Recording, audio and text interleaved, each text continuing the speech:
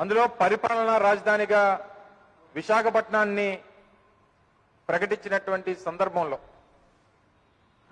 ఈరోజు విశాఖపట్నం వ్యాప్తంగా కూడా గౌరవ ముఖ్యమంత్రి గారికి కృతజ్ఞతలు చెప్తూ పెద్ద ఎత్తున ఈ ప్రాంత ప్రజానీకం అంతా కూడా కార్యక్రమాలు చేపట్టడం జరిగింది. అయితే సంవత్సర కాలంగా విశాఖపట్నం కేంద్రంగా పరిపాలనా రాజధానిని ఏ రకంగా అడ్డుకోవాలి, విశాఖపట్నం ఉత్తరాంధ్ర ప్రాంతానికి ఏ రకంగా న్యాయం చేయకుండా ఎలా చూడాలి అని చెప్పి గౌరవ ప్రతిపక్ష నాయకుడు ఏ రకంగా తాపత్రయపడతా ఉన్నాడో కూడా మనం చూస్తా ఉన్నాం. సహజంగా ఏ ప్రాంతానికైనా న్యాయం చేస్తాం, ఏదన్నా ఇస్తాం, ఏదన్నా చేస్తామంటే అడ్డుపడేటువంటి వ్యక్తిని అసలు నాయకుడు అని ఎలా అంటారో ఒకసారి ఆలోచన చేయమని చెప్పి చంద్రబాబు నాయుడు గారిని అడుగుతా ఉన్నాం. ఈ ప్రాంత ప్రజల తాలూకా మనోభావాలు, ఈ రాష్ట్రంలో ఉన్నటువంటి వివిధ ప్రాంతాల తాలూకా ఆలోచనలకి ఈరోజు 13 జిల్లాల ఆంధ్రప్రదేశ్లో అటు ఉత్తరాంధ్ర, అటు రాయలసీమ ఈ ప్రాంతాలన్నింటికి మేలు చేయాలని, అన్నదమ్ముల్లా ఉన్నటువంటి ఈ ప్రాంతాలకి సరి సమానమైనటువంటి అభివృద్ధి చేయాలని, అన్ని ప్రాంతాలకి మంచి జరిగితే రాష్ట్రంలో ఉన్నటువంటి 5 కోట్ల మంది ప్రజానీకానికి మేలు జరుగుతుందని ఆలోచన చేసి అభివృద్ధి వికేంద్రీకరణ చేయాలి, పరిపాలన వికేంద్రీకరణ చేయాలి, తద్వారా ఈ ప్రాంతానికి మేలు చేయాలని చెప్పి ఆలోచన చేస్తే దాన్ని అడ్డుకునేటువంటి కార్యక్రమం చేస్తా ఉన్నాడు చంద్రబాబు నాయుడు గారు. నిజంగా ఏ రోజైతే జగన్మోహన్ రెడ్డి గారు 3 రాజధానుల ప్రతిపాదన తీసుకుని వచ్చి దానికి చట్టం చేసి దాన్ని అమలు చేసి ఈ పాటికి ఉంటే ఈ పాటికి ఈ సంవత్సర కాలంలో విశాఖపట్నం ఏ మేరకు అభివృద్ధి చెందేదో ఒకసారి ఆలోచన చేయమని చెప్పి ప్రాంత ప్రజానికాన్ని కోరుతా ఉన్నా. ఒక పక్క ఉద్యోగ అవకాశాలు, ఒక పక్క అభివృద్ధి. ఈరోజు హైదరాబాద్ లాంటి నగరంతో పోటీ పడేటువంటి అవకాశం ఉన్నటువంటి నగరం విశాఖపట్నం. హైదరాబాద్కి లేనటువంటి అవకాశాలు కూడా విశాఖపట్నం లాంటి నగరానికి ఉన్నాయి. ఈరోజు విశాలమైనటువంటి సముద్ర తీరం, అనేక రకాలుగా ఉన్నటువంటి వనరులు. ఈరోజు అటువంటి విశాఖపట్నం నగరానికి ఆ రకమైనటువంటి గుర్తింపుని ఒక సంవత్సర కాలం నుంచి వచ్చి ఉండుంటే ఈ పాటికి ఏ మేరకు అభివృద్ధి చెందేదో ఒకసారి ఆలోచన చేయమని చెప్పి ఈ ప్రాంత ప్రజానికాన్ని కోరుతా ఉన్నాం. ఏ రకంగా చంద్రబాబు నాయుడు అడ్డుకునేటువంటి ప్రయత్నం చేస్తా ఉన్నాడు, తన చెప్పు చేతల్లో ఉన్నటువంటి వ్యవస్థల ద్వారా ఏ రకంగా అడ్డుకునేటువంటి కార్యక్రమాలు చేస్తా ఉన్నాడు, ఏ రకంగా ఈ ప్రాంతానికి మేలు జరగకూడదని చెప్పి చూస్తా ఉన్నాడు, ఏ రకంగా ఈ ప్రాంతంలో ఉన్నటువంటి ప్రజలు ఎప్పటికీ వెనుకబడిపోయి ఉండాలి, ఈ ప్రాంతానికి మంచి జరగకూడదు, ఈ ప్రాంతానికి అభివృద్ధి జరగకూడదు, ఈ ప్రాంతానికి గుర్తింపు రాకూడదు అన్నటువంటి తాపత్రయంతో ఉన్నటువంటి వ్యక్తిని మీరందరూ చూశారు. ఇదే విశాఖపట్నంలో అడుగు పెట్టేటువంటి ప్రయత్నం చేస్తే ఏ రకంగా ఈ ప్రాంత ప్రజలు బుద్ధి చెప్పారో, ఇదే విశాఖపట్నంలో అడుగు పెట్టేటువంటి కార్యక్రమాన్ని చేసి ఇక్కడ ప్రజల్ని మోసం చేసేటువంటి ప్రయత్నం చేయబోతే ఏ రకంగా బుద్ధి చెప్పారో మనం చూసాం. నిన్న ఆయన మాట్లాడుతూ నేను జాతీయ నాయకుడిని, నా నాయకత్వం జాతీయ స్థాయిలో ఉందని చెప్తా ఉన్నాడు. మీరు 13 జిల్లాలకు కూడా కాదు, కనీసం 29 గ్రామాలకు కూడా నాయకుడిగా ఉండేటువంటి పరిస్థితులు లేవనేటువంటి విషయాన్ని గమనించలేకపోతా ఉన్నాడు. నేను ఎక్కడైతే డబ్బులు పెట్టానో, నేను ఎక్కడైతే భూములు కొన్నానో, నేను ఎక్కడైతే రియల్ ఎస్టేట్ చేయబోయానో ఆ ప్రాంతమే అభివృద్ధి చెందాలి, ఆ ప్రాంతంలోనే భూములు రేట్లు పెరగాలి, ఆ ప్రాంతమే అభివృద్ధి చెందాలి, అక్కడ ఉన్నటువంటి నా వర్గానికి చెందినటువంటి ప్రజలే బాగుపడాలనేటువంటి తాపత్రయమే తప్ప ఇటువంటి కొత్తగా ఏర్పడినటువంటి రాష్ట్రం, ఈ రాష్ట్రంలో ఉన్నటువంటి ప్రజలు అందరూ సమానం, అందరినీ సమానంగా చూడాలి, అన్ని ప్రాంతాలు సమానంగా అభివృద్ధి చెందాలనేటువంటి తాపత్రయం ఎక్కడ కూడా చంద్రబాబు నాయుడు గారికి కనబడట్లేదే. ఈరోజు అన్ని ప్రాంతాల తాలూకు అవకాశాలు, అన్ని ప్రాంతాల ప్రజలు, వివిధ సాంప్రదాయాలు, వివిధ సంస్కృతులు, వివిధ భాషలు, వివిధ రాష్ట్రాల నుంచి వచ్చి నివాసం ఉంటున్నటువంటి నగరం విశాఖపట్నం. ఒక కాస్మోపాలిటన్ నగరం విశాఖపట్నం. అటువంటి నగరాన్ని అభివృద్ధి చేసేటువంటి కార్యక్రమం మా ముఖ్యమంత్రి చేస్తా ఉంటే చేయాలని చెప్పి ఒక యజ్ఞంలో దాన్ని తీసుకొని ప్రయత్నం చేస్తే అడ్డుకునేటువంటి కార్యక్రమం చేస్తా ఉన్నారు. ఈరోజు విశాఖపట్నం ఒక కుల నగరం కాదు. మీరు అనుకునేటువంటి అమరావతి ఏదైతే మీరు ఒక కుల నగరంగా చూస్తా ఉన్నారో, విశాఖపట్నం అటువంటి కుల నగరం కాదు. ఇది వివిధ సాంప్రదాయాలు, వివిధ సంస్కృతులు, వివిధ భాషలు, వివిధ రాష్ట్రాలకు చెందినటువంటి ప్రజలతో నిండి ఉన్నటువంటి, అందరినీ ఆదరించేటువంటి నగరం విశాఖపట్నం అనేటువంటిది గమనించమని చెప్పి కోరుతా ఉన్నా. ఈరోజు మీరు మాట్లాడతారు, హైదరాబాద్ నేనే అభివృద్ధి చేశాను, హైదరాబాద్ లో ఉన్నటువంటి ఒక్క చార్మినార్ తప్పితే మిగిలినంతా నేనే కట్టానని చెప్పాడు. తీరా మనం చూసాం, హైదరాబాద్ లో ఓటుకు నోటు కేసులో దొరికిపోతే రాత్రికి రాత్రి అన్ని సర్దుకొని మీరు కరకట్ట మీదకి పారిపోయి వచ్చినటువంటి సందర్భాలు మర్చిపోయారు అనుకున్నారా ఈ రాష్ట్ర ప్రజలు? నిజంగా మీరు ఆ రోజు ఆ తప్పు చేసి ఉండకపోతే, ఆ బేరం ఆడినటువంటి గొంతు నాది కాదు, నేను ఏ ఎంక్వైరీ కన్నా సిద్ధం అని చెప్పి ఆ రోజు అనుంటే, ఉమ్మడి రాజధానిగా ఉన్నటువంటి 10 ఏళ్ల పాటు ఉమ్మడి రాజధానిగా ఉన్నటువంటి హైదరాబాద్ ని విడిచిపెట్టి పారిపోయి వచ్చేటువంటి పరిస్థితులు మీకు ఉండేవి కాదే. మీరు హైదరాబాద్ నేనే కట్టాను, హైదరాబాద్ నేనే అభివృద్ధి, హైదరాబాద్ లో మీకు వచ్చినటువంటి ఓట్లెన్ని మొన్న జీహెచ్ఎంసీలో? కనీసం ఒక్కడంటే ఒక్క సీట్లో మీకు డిపాజిట్ వచ్చిందని అడుగుతా ఉన్నా. మీరు హైదరాబాద్ నేనే అభివృద్ధి చేశానని చెప్తారు. తీరా నిన్న మాట్లాడుతూ మా ముఖ్యమంత్రి గారిని, మా ప్రభుత్వాన్ని నిందించేటువంటి కార్యక్రమం చేస్తా ఉన్నారు. ఈరోజు నిన్న గౌరవ ముఖ్యమంత్రి జగన్మోహన్ రెడ్డి గారు బీసీ సదస్సులో చెప్పినటువంటి స్కీములన్నీ మీరు చూసుంటారు. ఈ 18 నెలల కాలంలో దాదాపు 25 స్కీములు, 25 వెల్ఫేర్ స్కీములు ఈ రాష్ట్రంలో ఉన్నటువంటి పేదవారికి అందించాం. మాది స్కీముల ప్రభుత్వం, చంద్రబాబు నాయుడు గారిది భూముల ప్రభుత్వం. ఈ ప్రాంతంలో ఎక్కడ భూములు ఉన్నాయి, అమరావతిలో భూములు ఎక్కడున్నాయి, అక్కడ ఎక్కడ ఇన్సైడర్ ట్రేడింగ్ చేయాలి, ఎక్కడ భూములు తక్కువ కొనుగోలు చేసి ఆ ప్రాంతాన్ని అభివృద్ధి చేసి ఆ ప్రాంతంలో ఉన్నటువంటి భూముల తాలూకు ఆయన రేట్లు పెంచుకున్నటువంటి తాపత్రయం తప్పితే ఏ రోజన్నా ఒక పేదవాడికి ఒక స్కీమ్ ఇవ్వాలనిగా, ఏ రోజన్నా ఈ రాష్ట్రంలో ఉన్నటువంటి వెనుకబడినటువంటి తరగతులకి న్యాయం చేయాలని గాని, ఆయన 14 సంవత్సరాలు ముఖ్యమంత్రిగా ఉమ్మడి రాష్ట్రంలోని, ఇటు కొత్తగా ఏర్పడినటువంటి ఆంధ్ర రాష్ట్రంలోని 14 సంవత్సరాలు ముఖ్యమంత్రిగా పనిచేశారు. చెప్పుకోవడానికి ఒక్క స్కీమ్ అన్నా ఉందా? ఆయన ప్రభుత్వం అంతా కూడా, ఆయన పరిపాలన అంతా కూడా అయితే భూములు లేకపోతే స్కామ్లు. అంతకు మించి చంద్రబాబు నాయుడు గారి తాలూకా 14 సంవత్సరాల ముఖ్యమంత్రి ప్రభుత్వ కాలంలో ఏ ప్రాంతానికి కూడా న్యాయం చేసినటువంటి సందర్భాలు లేవు. ఎంతగా దిగజారిపోయారంటే, ఇప్పుడున్నటువంటి అమరావతి ప్రాంతంలో మేము శాసన రాజధానిగా ఏర్పాటు చేస్తున్నామని చెప్పినటువంటి ఆ ప్రాంతంలో, ఆ పరిసర ప్రాంతాల్లో ఒక 50,000 మంది పేదవారికి ఇళ్ల పట్టాలు పంపిణీ చేస్తామని చెప్తే మీరు కోర్టులో ఏమించారు? మీరు కానీ అక్కడ పేదవాడికి భూమి ఇస్తే ఇక్కడ డెమోగ్రఫిక్ ఇంబ్యాలెన్స్ వస్తుంది. అంటే మా కులం తప్పితే ఇక్కడ ఏ కులం వచ్చినా సరే ఇక్కడ అనవసరమైనటువంటి ఇబ్బందులు జరుగుతాయి. చిన్న కులాలు, పేద కులాలు, వెనుకబడినటువంటి తరగతుల వారు ఇక్కడ ఉండడానికి వారికి అర్హత లేదని చెప్పి మీరు కోర్టులో కేసులు వేశారంటే, అంటే ఇంకెంత దిగజారిపోయి, నేను నా భూములు, నా రేట్లు ఇవి తప్పితే ఇంకా ఎవరు ఏమైపోయినా పర్వాలేదు. అసలు అటువంటి వాడు నాయకుడు ఎలా అవుతాడు? తీరా నువ్వు జాతీయ నాయకుడు అని చెప్పి సెల్ఫ్ సర్టిఫికేషన్. నిన్న మీరు జరిగినటువంటి మీ ప్రసంగాల్లో, మీ సమావేశాల్లో, మీ మీటింగుల్లో మీ సెల్ఫ్ సర్టిఫికేషన్, నేను జాతీయ నాయకుడిని. మీరు జాతీయ నాయకుడు కాదు, జాతి నాయకుడు మీరు. అటువంటి వ్యక్తివి ఈరోజు మీరు మాట్లాడతారు. మళ్ళీ మా ముఖ్యమంత్రి గారి గురించి, మా ముఖ్యమంత్రి గారి తాలూకు పరిపాలన గురించి, మేము చేస్తున్నటువంటి కార్యక్రమాల గురించి అన్ని ఫేక్ ఫేక్ ఫేక్ అని మాట్లాడుతూ ఉన్నారు. ఎవరిది ఫేక్ ప్రభుత్వం? ఎవరిది ఫేక్ నాయకత్వం? మీలాగా మా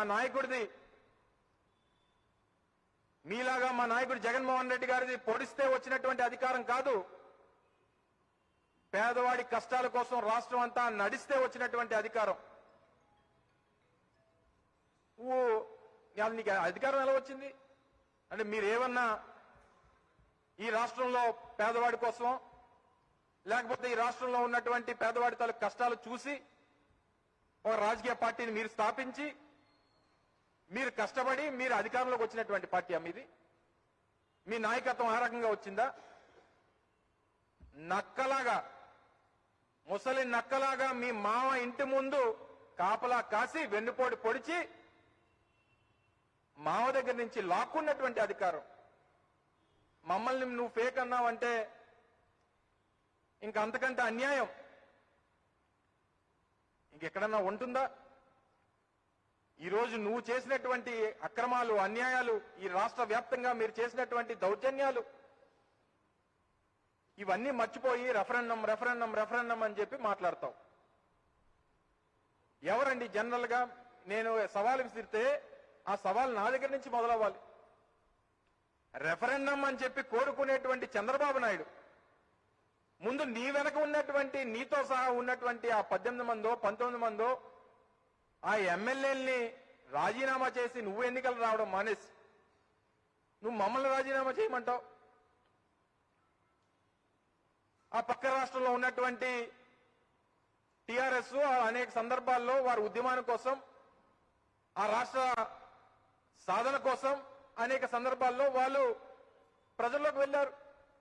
నిజంగా నీకు అమరావతి రాజధానిగా కావాలి, అమరావతి రాజధానిగా ఉండాలి, ఈ రాష్ట్రంలో ఉన్నటువంటి 5 కోట్ల మంది ప్రజలు అమరావతినే కోరుకుంటూ ఉన్నారు అనేటువంటి అభిప్రాయం మీకుంటే రండి, రాజీనామా చేయండి, ఎన్నికలకు రండి. అసలు నువ్వు రాజధానిగా పిలుస్తున్నటువంటి అమరావతి ప్రాంతంలో నువ్వు నీ సొంత కొడుకుని నువ్వు క్యాండిడేట్ గా పెట్టావు. అక్కడ నువ్వు ఓడిపోయిన తర్వాత ఇంకా నువ్వు రెఫరెండం అంటే అసలు నీకు ఇంకా మా ముఖ్యమంత్రి గారు చెప్పినట్టు ఆ పై కంపార్ట్మెంట్ లో ఉన్నటువంటిది అంతా కూడా పాడైపోయింది. నీ కొడుకు ఓడిపోయి, నువ్వు పెట్టినటువంటి క్యాండిడేట్ల రాజధాని ప్రాంతంలో ఓడిపోయి ఇంకా తిరిగి రెఫరెండం, నువ్వు ఎన్నికల ముందు చెప్పినటువంటి సందర్భాలు మర్చిపోయావా? ఎన్నికల ముందు నువ్వు మాట్లాడినటువంటి మాటలు మర్చిపోయావా?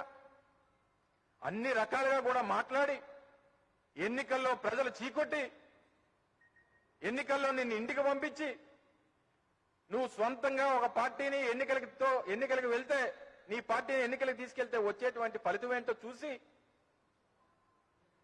నువ్వు విన్యాసాలు చేస్తా ఉన్నావు. నిన్న మనం చూసాం. ఎప్పుడన్నా ఒక నాయకుడిని ఆ రకమైనటువంటి పరిస్థితుల్లో మనం చూసామా? నువ్వు వివిధ రాష్ట్రాల నుంచి తెచ్చినటువంటి మట్టి మీద నువ్వు చేసినటువంటి విన్యాసాలు చూసి ఇన్ని రోజులు, దాదాపు 8 నెలలు కరోనా వచ్చిన తర్వాత ఒక్క రోజన్నా నువ్వు బయటకు వచ్చావా? అమరావతి నీ ఉద్యమం, నీ తాలూకా రియల్ ఎస్టేట్ రేట్ల కోసం మాత్రం నువ్వు ఏకంగా రోడ్ల మీదకి వచ్చేసి ఆ గుట్టల మీద నువ్వు సాష్టాంగం పడిపోయావు. రేపు నిజంగా మీ తెలుగుదేశం పార్టీలో మిగిలినటువంటి నాయకులకి, కార్యకర్తలకి ఏ రకమైనటువంటి డోకా లేదు. తెలుగుదేశం పార్టీ రానటువంటి కాలంలో ఒక సర్కస్ కంపెనీ అయిపోద్ది. అందులో ఇటువంటి చంద్రబాబు నాయుడు లాంటి విన్యాసాలు ప్రజలు చూసి తరించేటువంటి రోజులు కూడా దగ్గరలో ఉన్నాయి. నువ్వు ఇవన్నీ మానేసి ఇంకా ప్రజలను మభ్యపెట్టి మోసం చేసి ఆ రాజధాని కోసం, ఆ ప్రాంతంలో ఉన్నటువంటి నీ భూముల కోసం, ఆ భూముల్ని కాపాడుకోవడం కోసం దేవతల రాజధాని అట. అమరావతి ఒక దేవతల రాజధాని అని చెప్తా ఉన్నాడు. ఎవరు దేవతలు? నారా భువనేశ్వర చౌదరి దేవత, లేక పరిటాల సునీతా చౌదరి దేవత, లేకపోతే దమల్పాటి తనుజ గారు, పద్మా చౌదరి అంట. ఇటువంటి వారు అందరూ దేవతలు మీకు. ఈ దేవతలకు ఉన్నటువంటి భూములను పెట్టారు కాబట్టి ఈ దేవతలందరూ కలిపి అది దేవతల రాజధాని అని చెప్పి మీరు పిలుస్తా ఉన్నారు. వివిధ ప్రాంతాలు అభివృద్ధి చెందాలి, వివిధ వర్గాలు అభివృద్ధి చెందాలి, వెనుకబడినటువంటి తరగతులు అభివృద్ధి చెందాలి, వెనుకబడిపోయినటువంటి ప్రాంతాలు అభివృద్ధి చెందాలి, ఆ ప్రాంతంలో ఉన్నటువంటి ప్రజలు అభివృద్ధి చెందాలి. ఒక ప్రాంతానికి ఏదన్నా మంచి చేస్తే ఆ ప్రాంతం వల్ల పరిసర ప్రాంతాల్లో ఉన్నటువంటి మిగిలినటువంటి ప్రాంతాలు కూడా అభివృద్ధి చెందాలి. అటువంటి అవకాశం ఉన్నటువంటి నగరం విశాఖపట్నం అని చెప్పి గౌరవ ముఖ్యమంత్రి జగన్మోహన్ రెడ్డి గారు తాపత్రయపడితే నువ్వు అడ్డంగా పడిపోయి రాక్షసుల్లాగా దానికి అడ్డంగా నిలబడి విశాఖపట్నంకి ఏ రకమైనటువంటి అభివృద్ధి చెందడానికి వీల్లేదు, అక్కడ డెవలప్మెంట్ అనేటువంటి జరగకూడదు. కనీసం ఒక స్టేట్ గెస్ట్ హౌస్ విశాఖపట్నంలో కడతామంటే కనీసం ఒక ఇటుక వేయడానికి కూడా నువ్వు అడ్డం పడిపోతా ఉన్నావంటే అంటే నీకు ఈ ఉత్తరాంధ్ర ప్రాంతం మీద, ఈ వెనుకబడినటువంటి ప్రాంతం అయినటువంటి ఈ ఉత్తరాంధ్ర ప్రాంతం మీద నీకున్నటువంటి ఆలోచన ఏంటో అనేటువంటిది ప్రజలు గమనిస్తా ఉన్నారనేటువంటిది కూడా గమనించమని చెప్పి కోరుతా ఉన్నాం. ఏం ఉద్యమాలు చేస్తా ఉన్నారు అక్కడ? అక్కడ ఎక్కడన్నా అక్కడ జరుగుతున్నటువంటి ఉద్యమం ఓ పేదవాడి కష్టం నుంచో, ఒక పేద రైతు నుంచో, లేకపోతే ఆ ప్రాంత అవసరాల కోసం చేస్తున్నటువంటి ఉద్యమాలు ఎక్కడా కూడా అమరావతి ప్రాంతంలో జరగట్లేదు. మేకప్లు, లిప్స్టిక్లు ఆ ఉద్యమాలు తప్పితే అక్కడ ఉన్నటువంటి వారు అవే కనబడతా ఉన్నాయి తప్ప ఎక్కడా కూడా కష్టం కోసం, ప్రాంత అభివృద్ధి కోసం, ఆ ప్రాంతంలో ఉన్నటువంటి పేదవాడి అభివృద్ధి కోసం ఎక్కడా కూడా ఆ ఉద్యమంలో కనబడట్లేదు. అక్కడ బహుజనులు, వెనుకబడినటువంటి తరగతులు మూడు రాజధానులు కావాలని చెప్పి ఒక పక్క ఆ ఉద్యమం చేస్తా ఉన్నారే, వారిని అంటావు వారు డబ్బులు తీసుకొని కూర్చుంటా ఉన్నారని చెప్పి వారిని చంద్రబాబు నాయుడు గారు అంటా ఉన్నారు. అంటే నీకు వెనకబడినటువంటి తరగతుల గురించి, ఎస్సీలు, ఎస్టీలు, వెనుకబడినటువంటి తరగతుల గురించి నీకున్నటువంటి ఆలోచన ఆ రకమైనటువంటి ఆలోచన. ఇటువంటి నీచమైనటువంటి రాజకీయాలు, ప్రాంతాలు అభివృద్ధి కాకుండా అడ్డుకునేటువంటి రాజకీయాలు, ప్రాంతాలు బాగుపడకుండా అడ్డుకునేటువంటి ప్రయత్నాలు, ఆఖరి మీ చివరి దశలో అయినా 40 సంవత్సరాల రాజకీయ అనుభవం చెప్పుకున్నటువంటి మీరు ఇక చివరికైనా ఈ ప్రాంతానికి, రాష్ట్రానికి మేలు చేసేటువంటి తరంలో అడ్డుపడకుండా ఉంటే చాలు అని చెప్పి కోరుకుంటూ, నిన్న ఒక ఆయన మాట్లాడుతూ సమావేశం అయిపోయిన తర్వాత ఒక ట్వీట్ చేశాడు. మా చంద్రబాబు నాయుడు గారు విసిరినటువంటి సవాల్ని, రెఫరెండం సంబంధించినటువంటి సవాల్ని స్వీకరించేటువంటి ధైర్యం జగన్ రెడ్డి గారికి ఉందా? ఉంటే నేరుగా మీరే సమాధానం చెప్పాలి. మీ గేటు దగ్గర ఉన్నటువంటి ఊరకొక్కలు కాదు అని చెప్పి ఒక ఆయన చేశాడు. ఆయన గేటు దగ్గర ఉన్నటువంటి వాళ్ళు ఊరకొక్కలమో కాదో పక్కన పెడితే, ఆ కామెంట్ చేసినటువంటి వ్యక్తి మాత్రం అచ్చు ఊరపందిలా ఉంటాడు అనేటువంటిది మాత్రం ఈ రాష్ట్ర ప్రజలందరూ కూడా ఒప్పుకుంటారు. దయచేసి ఆ కామెంట్ చేసింది ఎవరో మళ్ళీ నేను కొత్తగా చెప్పక్కర్లేదు. ఊరపంది కంటే సేమ్ పంది అయితే ఇంకా బాగుంటారు.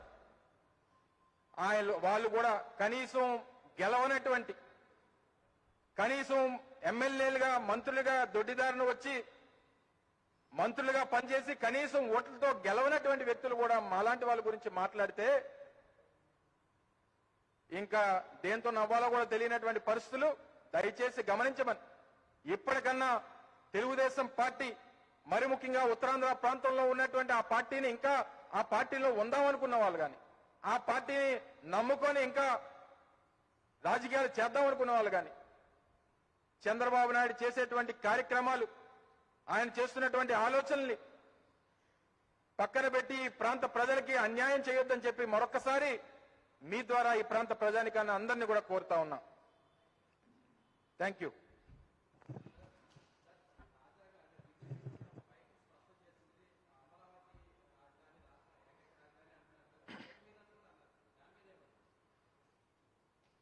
భారతీయ జనతా పార్టీకి చెందినటువంటి మేనిఫెస్టోని భారతీయ జనతా పార్టీ 2019లో ఈ రాష్ట్ర ప్రజల ముందు పెట్టినటువంటి మేనిఫెస్టోని ఒక్కసారి తిరగేయమని చెప్పి ఆ పార్టీ అధ్యక్షులను లేకపోతే మాట్లాడుతున్నటువంటి వ్యక్తులను ఒకసారి కోరుతా ఉన్నా. అందులో పొందుపరిచినటువంటి అంశాల్లో కర్నూలులో న్యాయ రాజధాని తీసుకొని వస్తామని చెప్పి పెట్టినటువంటి మాట వాస్తవమా కాదా చెప్పనండి. ఈరోజు రాజకీయాల కోసం లేకపోతే ఇతరేతర అవసరాల కోసం ఈరోజు మళ్ళీ ఏదో ఈ రాష్ట్రంలో ఏది అనడానికి లేదు, లేకపోతే ఈ రాష్ట్ర ప్రభుత్వాన్ని నిందించడానికి ఏ రకమైనటువంటి అంశం లేదు. పేదవాడి కోసం చేసేటువంటి అన్ని కార్యక్రమాలు చేస్తున్నారు కాబట్టి ఏదో రకంగా ఏదో అంశం ఉండాలి కాబట్టి మాట్లాడేటువంటి మాటలు తప్పితే వారు మేనిఫెస్టోలో పెట్టినటువంటి మాటల్ని వారు మర్చిపోయి మళ్ళీ తిరిగి ఈ ప్రభుత్వాన్ని ప్రశ్నించేటువంటి హక్కు మాట్లాడేటువంటి వ్యక్తులకు లేదని చెప్పి కూడా మీ ద్వారా తెలియజేస్తా ఉన్నా.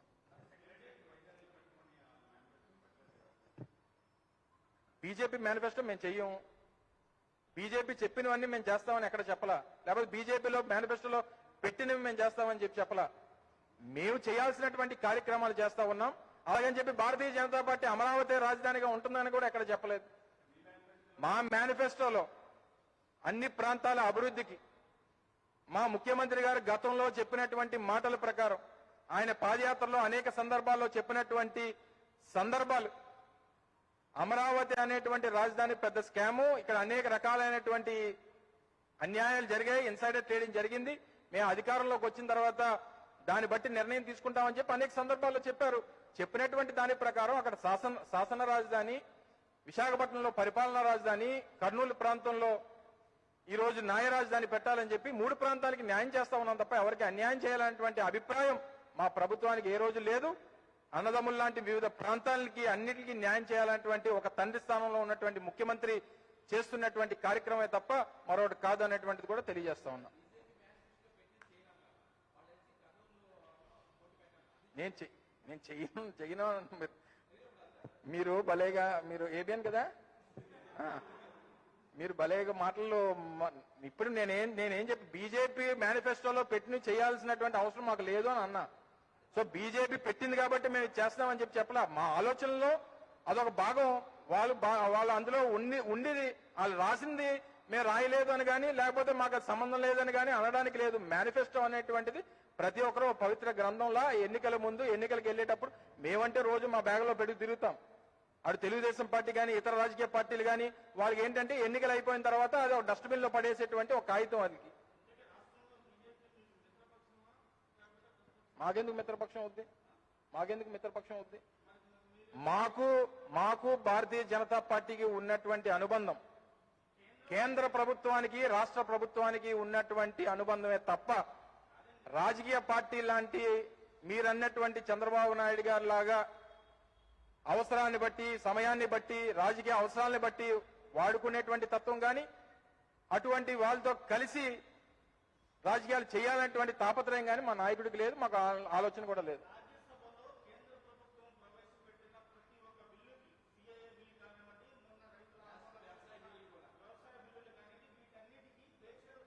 చెప్తున్నాం కదా, రాష్ట్ర అవసరాల కోసం చెప్పండి.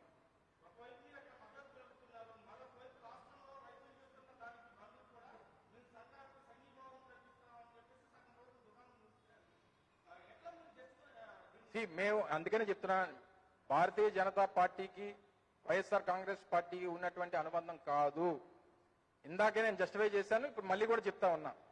మాకు లేకపోతే కేంద్రంలో ఉన్నటువంటి కేంద్ర ప్రభుత్వం అయినటువంటి భారతీయ జనతా పార్టీకి రాష్ట్ర ప్రభుత్వానికి కేంద్ర ప్రభుత్వానికి ఉన్నటువంటి సంబంధం తప్ప రాజకీయ పరమైనటువంటి సంబంధం లేదు. మాకు ఉన్నటువంటి చెప్తున్నాం కదా, రాష్ట్ర అవసరాల కోసం, రాష్ట్ర ప్రయోజనాల కోసం ఈరోజు పోలవరం నిర్మాణం చేపట్టాలి. ఈరోజు ఎక్కడో పోలవరం నిర్మాణం కోసం రాష్ట్ర ప్రభుత్వం తాలూకా అన్ని కూడా చంద్రబాబు నాయుడు తాకట్టు పెట్టేశాడు.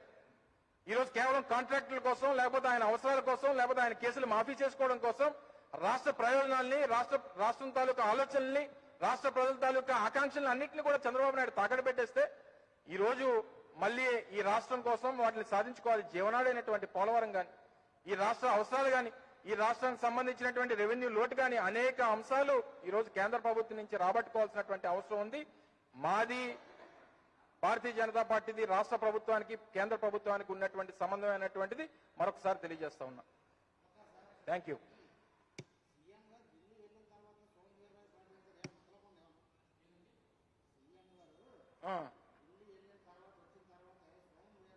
ఏం ప్రకటించారు? అవును, ఆయన అనుకునేవాడిని, మీకు మాకేమే, ఆయన కలిసి ఈయన ఎందుకు మాట్లాడతాడు?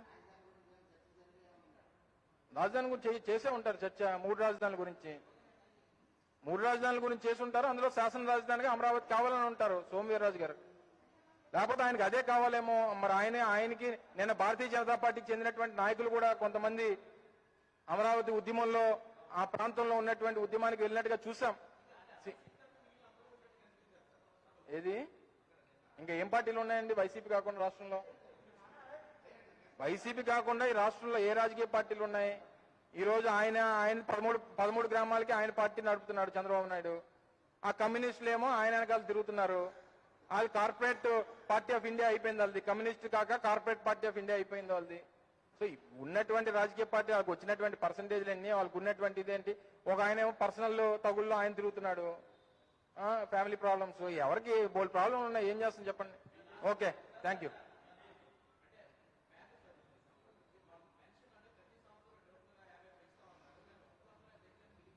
పెంచుకుంటూ వెళ్తామని చెప్పాం. మేము వెళ్ళే సమయానికి, మళ్ళీ ఎన్నికలకు వెళ్ళే సమయానికి 3,000 రూపాయలు చేస్తామని చెప్పాం. దాంట్లో కూడా ఎంత క్లియర్ గా మీరు ఆంధ్రజ్యోతి వారు మీరు శాసనసభ ఫాలో అవుతున్నట్లేరు. మా ముఖ్యమంత్రి గారు డేట్లతో సహా అదే టీవీలో కనబడుతుంది. సంవత్సరానికి డేట్లతో సహా జూలై 8, 2021 ఈ రాష్ట్రంలో పెన్షన్ అందుకుంటున్నటువంటి దాదాపు 60 లక్షల మందికి 2,500 రూపాయలు చేయబోతా ఉన్నాం. జూలై 8, 2022కి 2,750, జూలై 8, 2023 3,000 రూపాయలు చేస్తున్నామని చెప్పి ముఖ్యమంత్రి గారు చెప్పిన తర్వాత ఇంకా మీరు మోసం చేశారు. మీరు ఏ ఆందోళన, ప్రజలు ఆందోళన చెందట్లేదు. రాధాకృష్ణ గారు, రామోజీరావు గారు ఆందోళన చెందుతున్నారు. ఏనాడు నిజం చెప్పిన ఈనాడు వారును, ఆల్ బోగస్ న్యూస్ ఏబిఎన్ ఇవి రెండే చెప్తున్నాయి. మరి ఇంకేం చెప్తాం. Okay, thank you.